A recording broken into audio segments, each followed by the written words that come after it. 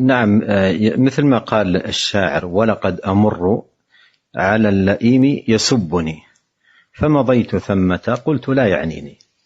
إذا كان الإنسان بهذه الطريقة ما يضره شتم الناس أو سبهم أو أذيتهم، يضره ذلك إذا وقف واستمع وتخاصم مع من سبه أو شاتمه.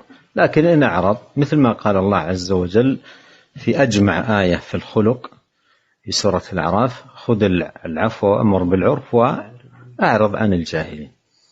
وإذا مروا باللغو مروا كراما، يكرمون أنفسهم وينزهونها عن أن تتدنس بهذه الأشياء.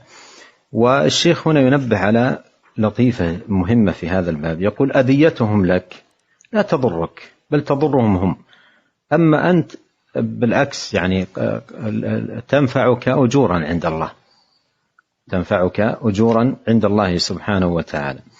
فسبهم لك وشتمهم إلى آخره هي حسنات مهداة منهم إليك، هذه حقيقة الأمر، حسنات من حسناتهم مهداة إليك.